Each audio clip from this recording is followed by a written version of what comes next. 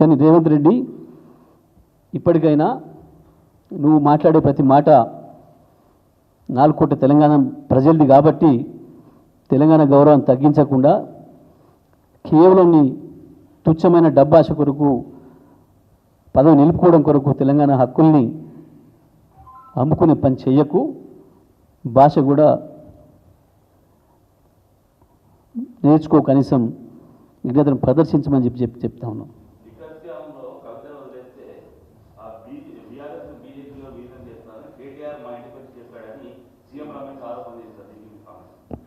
CM Ramesh ఆయన మనిషి, ఆయన లెక్క,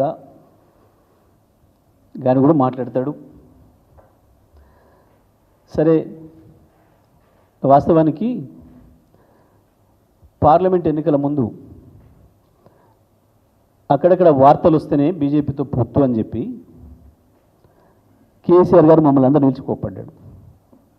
సీనియర్ లీడర్ అందరినీ పిలిచి ఎందుకు వస్తున్నాయి అటువంటి వార్తలు చూడాలి కదా, చెక్ చేయాలి కదా, మీరు అటువంటి చెత్త వార్తలు రాకూడదు కదా, ప్రాణం పోయిన బీజేపీతో మనం పొత్తుకు పోవడానికి సిద్ధంగా లేం కదా, ఎప్పుడు కూడా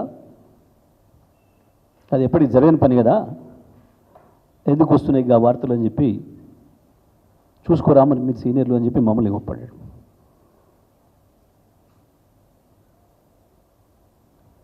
కేటీఆర్ గారిని, హరీష్ గారిని, నన్ను, ప్రశాంత్, ఇంకా 4 లీడర్లను పిలిచి బీజేపీతో గంత దూరంగా ఉంది బీఆర్ఎస్ పార్టీ. ఎప్పుడు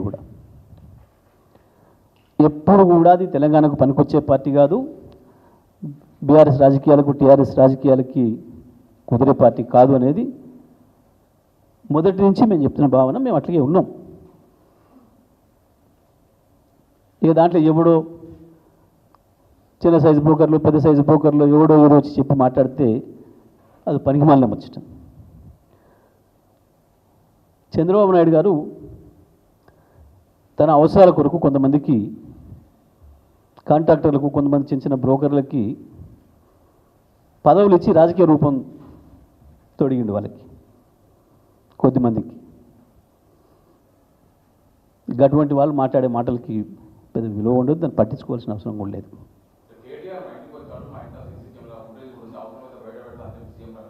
దానికి ఫుటేజ్ పెద్ద బయట పెట్టే ముందు ఫుటేజ్ సీఎం రమేష్ ఇంటికి నేను కూడా పోయినా, మిత్రుడు రమ్మంటే.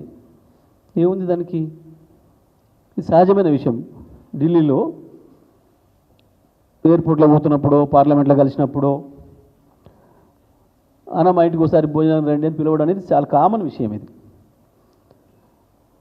మా దయాకర్ రావు గారు, మా ఇంకో పార్లమెంట్ మిత్రుడు ఎవరో సార్ నేను ఢిల్లీ పోయినప్పుడు కూడా అన్న ఇల్లు ఆయన చాలా బాగా కట్టిండి అన్న, ఇంటీరియర్ ఏదో చాలా బాగుంది అన్న, దాన్ని చూడాలన్న ఒకసారి అదే అన్నారు. ఆయన కూడా ఫోన్ చేసిండు. ఆయన ఫోన్ చేసిన రికార్డు నాది కూడా ఉంది. అన్న ఒకసారి రండి భోజనానికి. పోతారు, ఏముంది దానికి?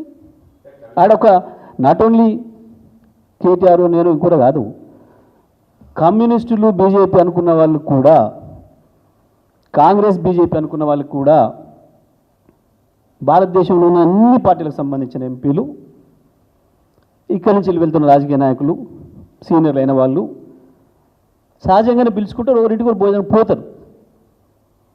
అది పెద్ద సమస్యనా? నువ్వు ఆ సీసీ ఫుటేజ్లో కనుక దిద్దామంటే సీఎం రమేష్ జీవితకాలంలో